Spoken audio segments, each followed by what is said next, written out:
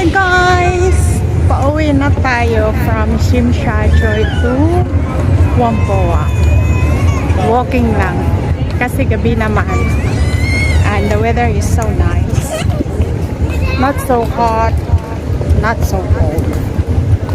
So, let's go. Walk with me.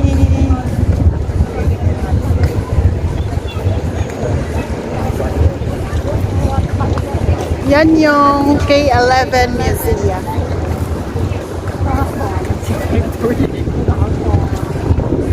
Ayan. It's a mall.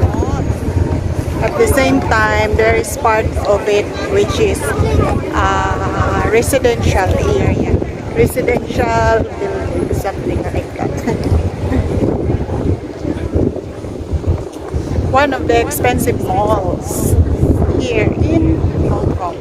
Actually, it's newly built. Like 1 year already. So let's go walk with me and I'll show you around. But please guys, if you haven't subscribed yet to my channel, please subscribe, like and comment. Don't forget.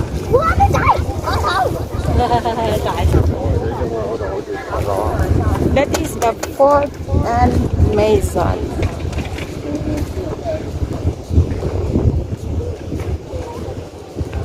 I will wear mask because people here are still wearing mask. Baka masita.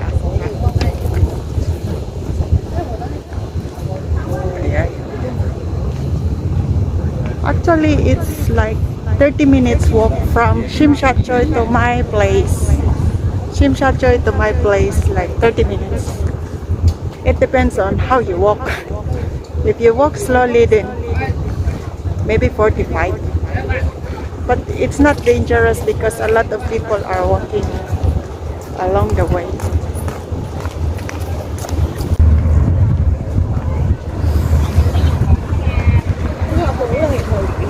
So this is how it looks like. Yeah. During winter here, the seaside is so windy and it's so cold. But it's so nice to walk around.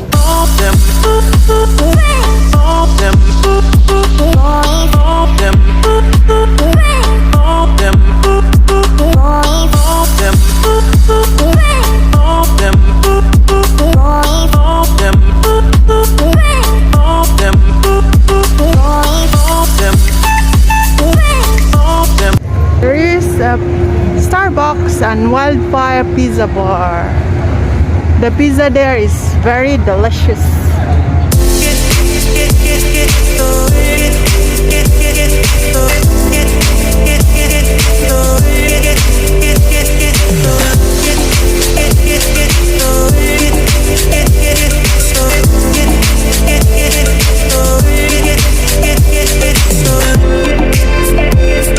This side here in the promenade, a lot of people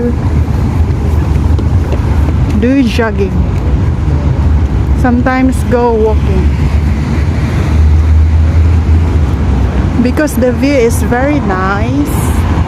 You can see the Victoria Harbor on the right side, and on the left side is the highway along going to Tsim Sha Tsui, going to anywhere.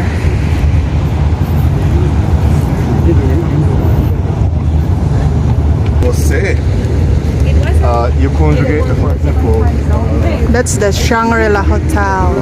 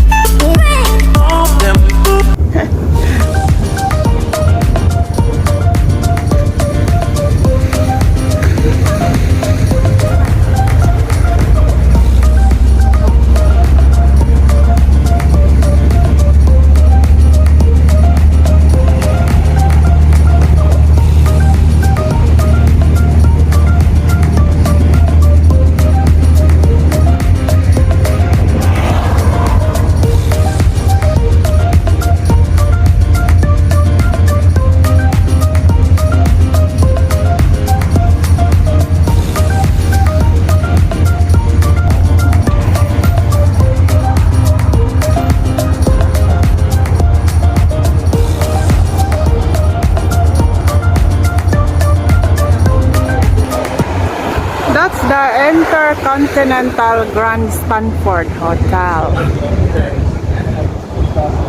Okay, let's go up. Walk using the bridge connecting the Tsim Sha Tsui and the Whampoa Garden.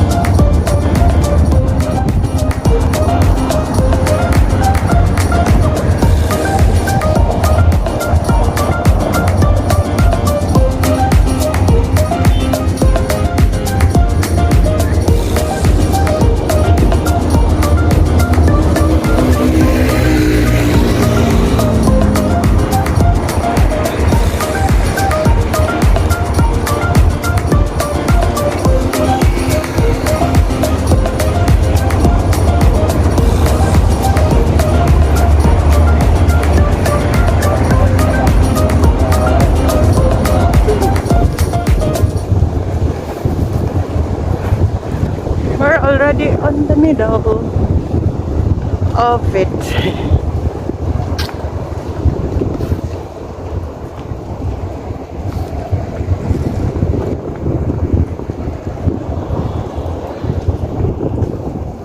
Baby, I like it.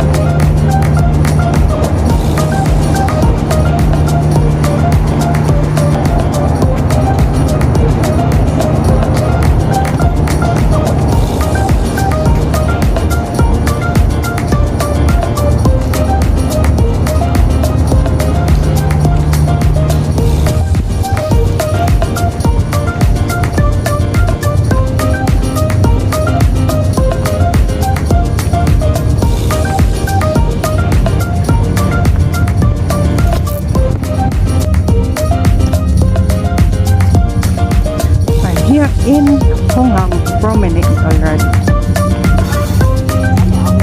Near in my house. I'm almost there.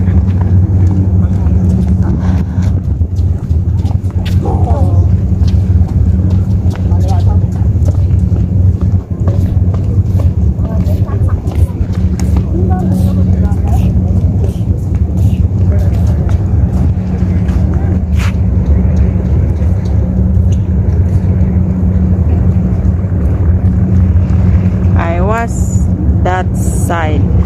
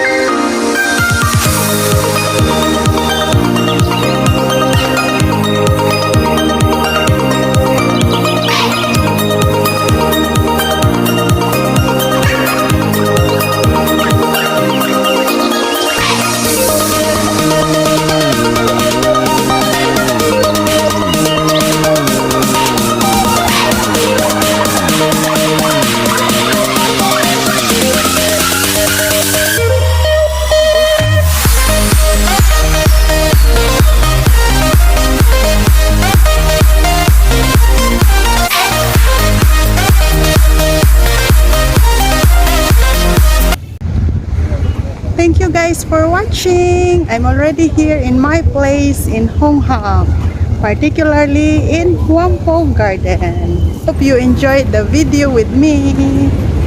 Bye guys. See you next video.